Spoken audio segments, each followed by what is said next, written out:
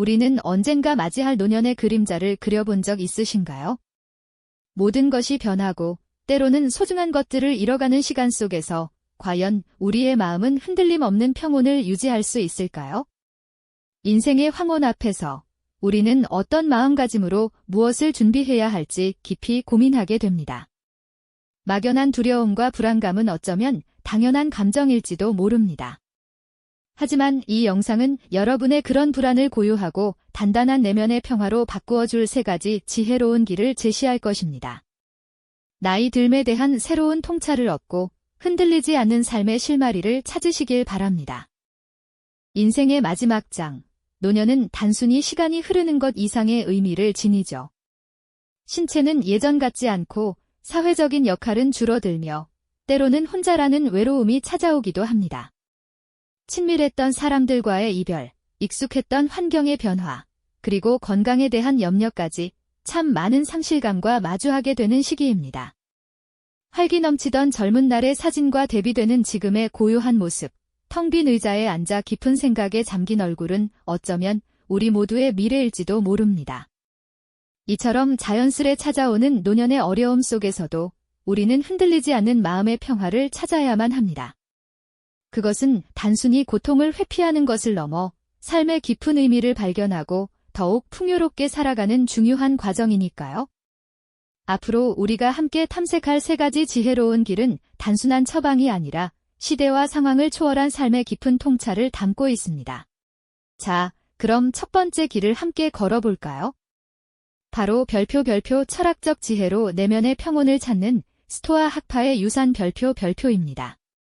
기원전 3세기, 고대 로마는 격동의 시기를 보내고 있었죠. 황제의 권력이 절대적이었고 언제 죽음의 그림자가 드리울지 모르는 불안정한 세상이었습니다. 이 혼돈의 한가운데서 세네카와 로마의 황제 마르쿠스 아우렐리우스 같은 스토아 철학자들은 어떻게 외부의 거친 파도에도 흔들리지 않고 내면의 평정을 지켜낼 수 있었을까요?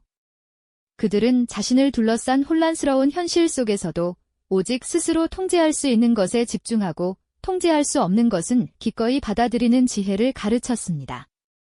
세네카는 네로 황제의 스승이자 조언자로서 궁정의 권력 다툼과 배신을 직접 경험했습니다. 그는 부와 명예가 얼마나 덧없는 것인지, 그리고 언제든 사라질 수 있는 것인지를 뼈저리게 느꼈죠. 결국 네로의 의심을 사스스로 목숨을 끊어야 하는 비극적인 운명을 맞이하기도 했습니다. 하지만 그는 그러한 외부의 압력과 운명의 굴레 속에서도 자신의 생각과 행동, 그리고 덕을 추구하는 마음만큼은 누구도 빼앗을 수 없음을 강조했습니다. 외부의 상황이 아무리 절망적일지라도 자신의 내면만은 굳건히 지켜낼 수 있다고 말이죠. 마르쿠스 아우렐리우스 황제는 드넓은 제국을 통치하는 막중한 책임과 끊임없는 전쟁, 역병이라는 재난 속에서도 매일 밤 자신의 일기장에 스토아 철학의 가르침을 되새기며 마음을 다스렸습니다. 그는 자신의 의무를 다하면서도 외부에서 벌어지는 사건들은 그저 자연의 흐름임을 인정하고 오직 자신의 판단과 반응을 조절하는 데 집중했습니다. 전장에서의 패배나 사랑하는 이의 죽음 같은 통제 불가능한 상황 앞에서 슬픔과 분노에 휩싸이기보다 담담히 받아들이고 내적 평화를 지키려 노력했던 것입니다.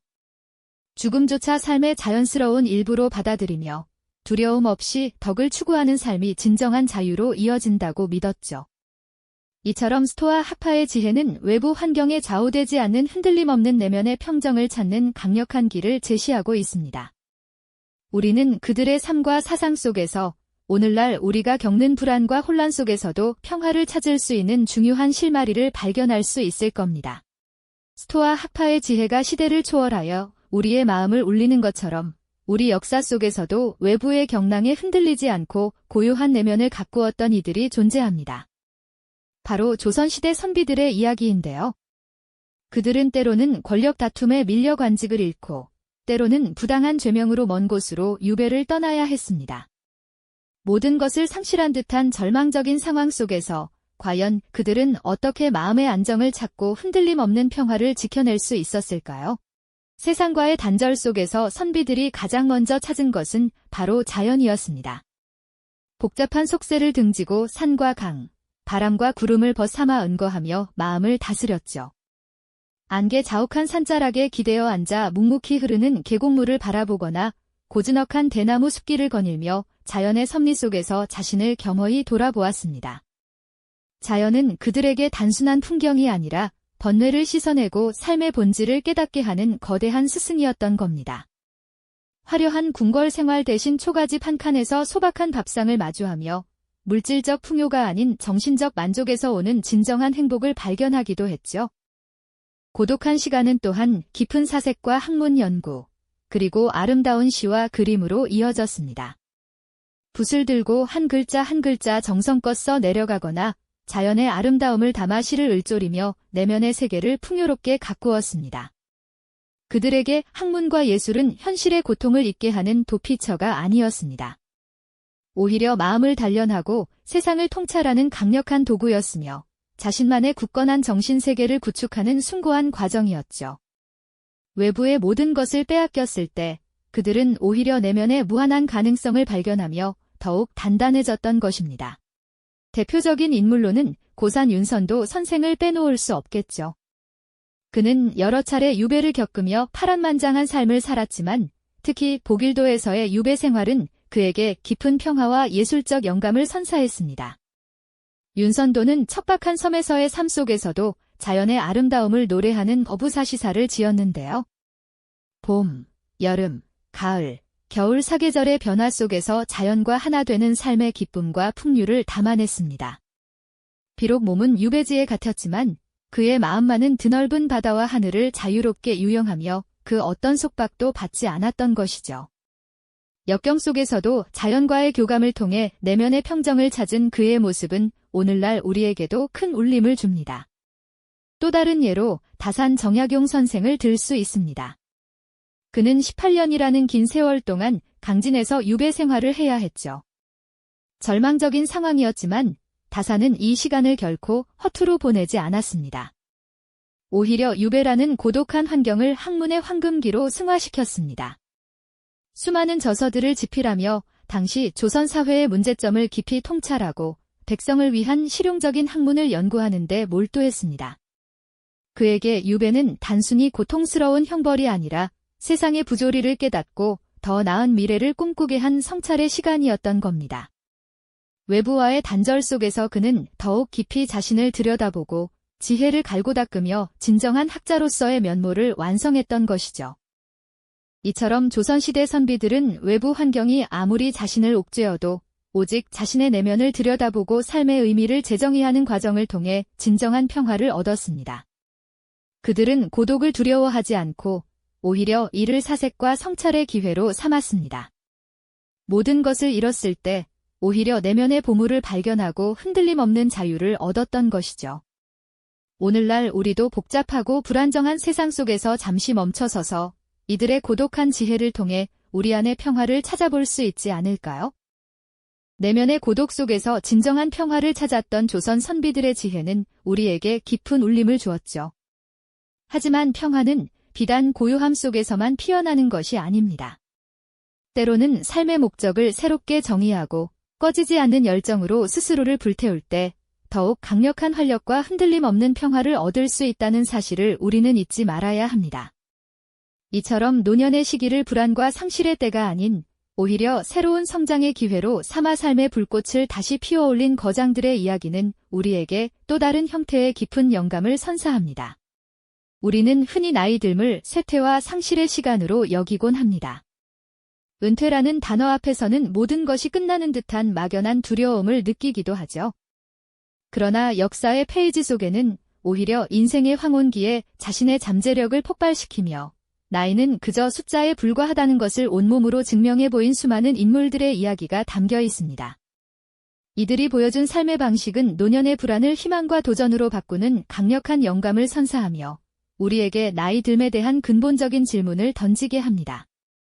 과연 우리는 어떤 마음가짐으로 이 아름다운 황혼기를 맞이해야 할까요? 인생의 황혼기에 붓을 들어 예술의 꽃을 피운 애나 메리 로버트슨, 일명 그랜마 모지스의 이야기는 어떠신가요? 그녀는 70대 후반이 되어서야 본격적으로 그림을 그리기 시작했습니다. 평생 농부의 아내로 평범한 가정주부로 살았던 그녀는 자수작품을 만들다 관절염으로 어려움을 겪자 딸의 권유로 그림을 시작하게 되었죠. 순박하고 소박한 시골 풍경을 담아낸 그녀의 그림들은 곧 대중의 마음을 사로잡았고 국민화가로 불리며 101세까지 활발하게 작품 활동을 이어갔습니다.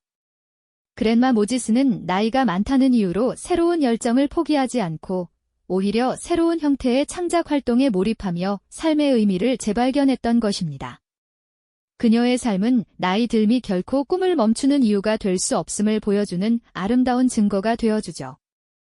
또한 90대가 되어서도 여전히 현미경 앞에서 반짝이는 눈빛으로 연구에 몰두하는 백발의 과학자들을 우리는 종종 만나볼 수 있습니다. 이들은 수십 년간 쌓아온 지식과 경험을 바탕으로 새로운 발견을 향한 끊임없는 호기심을 불태웁니다. 은퇴 후에도 대학이나 연구소에서 자문 역할을 하거나 젊은 세대와 함께 프로젝트를 진행하며 지식의 지평을 넓혀가는 모습은 우리에게 깊은 감동을 주죠. 이들에게 학문은 생을 마감하는 순간까지도 자신을 성장시키고 세상에 기여하는 중요한 목적이 되는 것입니다. 배움에는 결코 나이가 없다는 진리를 몸소 보여주며 지적인 활력이 곧 평화로운 노년의 핵심임을 일깨워줍니다. 비단 예술이나 학문의 영역에만 국한되는 이야기는 아닙니다. 늦은 나이에 스마트폰 앱을 개발하거나 코딩을 배워 새로운 사업을 시작하고 젊은이들과 함께 유튜브 채널을 운영하며 세상과 소통하는 어르신들의 이야기는 이제 더 이상 낯설지 않습니다. 이들은 변화하는 세상에 발맞춰 스스로를 끊임없이 업데이트하며 새로운 기술과 지식을 익히는 것을 두려워하지 않습니다. 이러한 도전 정신과 유연성은 노년기에 찾아올 수 있는 고립감이나 상실감을 극복하고 삶의 활력을 되찾는 중요한 원동력이 됩니다. 새로운 목표를 설정하고 그 과정에 몰입하는 것 자체가 우리에게 깊은 만족감과 평화를 선사하는 것이죠. 결국 이 모든 사례들은 노년의 평화가 단순히 외부 환경의 안정을 넘어 삶의 목적을 재정의하고 그 목표에 몰입하며 끊임없이 배우고 성장하는 과정에서 비롯됨을 보여줍니다. 나이가 들었다고 해서 꿈을 포기하거나 새로운 도전을 멈출 필요는 전혀 없습니다. 오히려 인생의 경험과 지혜를 바탕으로 더욱 깊이 있는 성취를 이룰 수 있는 절호의 기회가 될 수 있는 거죠. 불꽃처럼 타오르는 열정은 우리에게 활력을 불어넣고 흔들림 없는 내면의 평화를 선물하며 삶의 마지막 순간까지도 우리를 빛나게 할 것입니다. 이렇듯 우리는 노년이라는 삶의 황혼기에도 뜨거운 열정으로 자신을 불태우며 마지막 순간까지도 빛을 발할 수 있다는 놀라운 사실을 확인했죠. 잠시 생각해 볼까요? 앞서 우리가 함께 탐험한 세 가지 지혜의 길은 각기 다른 시대와 문화적 배경을 가지고 있지만 그 핵심에는 놀랍도록 깊은 공통점이 자리하고 있다는 것을 느끼셨을 겁니다. 고대 로마의 격동기 속에서 스토아 철학자들은 외부의 혼란과 개인적인 고난에도 불구하고 무엇을 자신의 통제 범위 안에 두고 무엇은 기꺼이 자연의 섭리로 받아들일지 끊임없이 성찰하며 내면의 평정심을 지켜냈습니다. 조선시대의 선비들은 관직에서 물러나거나 유배라는 극한 상황 속에서도 자연에 은거하며 학문과 시를 통해 고독을 즐기고 진정한 자아를 발견하며 삶의 의미를 재정의했죠. 외부와의 단절 속에서 오히려 내면의 풍요로움을 찾아낸 것입니다. 그리고 현대에 이르러서는 나이라는 숫자를 잊은 채 새로운 배움과 용기 있는 도전에 몰입하며 자신만의 불꽃을 피워낸 수많은 인물들이 우리에게 깊은 영감과 활력을 선사하고 있습니다. 이 모든 이야기들은 결국 하나의 변치 않는 진실을 가리키고 있는 것이 아닐까요? 노년의 진정한 평화는 단순히 외부 환경의 안정이나 주어진 물질적 조건에서 저절로 찾아오는 것이 아니라는 점입니다. 오히려 삶의 거대한 변화와 때로는 피할 수 없는 상실의 파도 속에서 우리가 무엇을 자신의 의지로 통제할 수 있고 무엇은 겸허히 받아들여야 하며 어떤 새로운 의미와 목적을 추구하며 살아갈 것인가에 대한 주체적인 선택과 확고한 내면의 태도에서 비로소 비롯되는 것이죠. 마치 거친 바다 위를 항해하는 배가 폭풍 속에서도 흔들림 없는 나침반과 굳건한 돛을 통해 목적지를 향해 나아가듯 우리 스스로 내면의 방향을 설정하고 삶의 돛을 올리는 과정에서 진정으로 흔들림 없는 평온을 얻게 되는 것입니다. 우리의 인생은 언제나 예측 불가능한 변수들로 가득합니다. 특히 노년기에는 더욱 많은 것들이 우리의 의지와 상관없이 변화하고 때로는 소중한 것들이 사라지곤 하는 것을 마주하게 됩니다. 하지만 바로 이 지점에서 우리는 중요한 선택의 기로에 서게 됩니다. 다가오는 변화를 두려워하며 모든 것을 놓아버리고 움츠러들 것인지, 아니면 변화 속에서도 변치 않는 내면의 가치를 찾아내고 새로운 의미를 부여하며 삶의 마지막 장을 자신의 주도하에 아름답게 써내려갈 것인지 말입니다. 오늘 우리가 함께 탐험했던 철학적 성찰, 자연과의 깊은 교감, 그리고 끊임없는 배움과 도전이라는 세 가지 지혜는 결국 우리 자신을 깊이 들여다보고 삶의 의미를 새롭게 정의하는 과정에서 얻어지는 귀한 열쇠와도 같습니다. 막연했던 노년의 불안감이 이제는 좀 더 선명하고 구체적인 삶의 지혜와 연결되는 느낌이 드시나요? 당신의 마음속에서 나도 이렇게 의미 있는 삶을 만들어갈 수 있다는 작은 희망의 불씨가 뜨겁게 피어오르기를 진심으로 바랍니다. 나이 듦은 결코 쇠락이나 끝을 향한 과정만이 아니죠.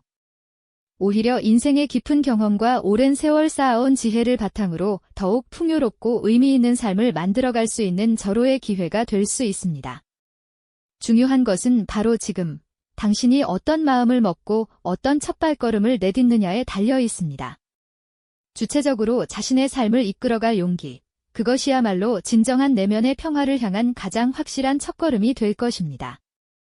오늘 우리가 함께 나눈 이 지혜의 이야기들은 비단 멀리 떨어진 노년만을 위한 것이 결코 아닙니다. 불확실성으로 가득한 이 시대를 살아가는 우리 모두에게 필요한 흔들림 없는 마음을 만드는 단단한 지침이 되어줄 것이라고 확신합니다. 어쩌면 우리는 이미 각자의 삶 속에서 이러한 귀한 지혜들을 알게 모르게 실천하고 있을지도 모르겠습니다. 지금 이 순간, 당신의 마음을 가장 고요하고 평화롭게 만드는 것은 무엇인지 한번 깊이 성찰해보는 소중한 시간을 가져보는 건 어떨까요? 인생이라는 거대한 여정 속에서 우리는 매 순간 수많은 선택과 마주하게 됩니다. 오늘 탐험한 고대의 철학적 통찰부터 현대인들의 뜨거운 열정까지 이 모든 지혜는 우리에게 한 가지 중요한 질문을 던지고 있습니다. 당신은 어떤 길을 선택하여 당신만의 고요하고 단단한 평화를 만들어갈 준비가 되셨는지 말입니다. 이 질문에 대한 답을 찾아가는 과정 그 자체가 우리의 삶을 더욱 풍요롭고 의미 있게 만드는 위대한 여정이 될 것이라고 굳게 믿습니다. 이 영상이 도움이 되셨다면 좋아요와 구독 부탁드립니다. 여러분의 응원이 제게 큰 힘이 됩니다. 다음 영상에서도 더 유용한 정보를 공유하겠습니다. 감사합니다.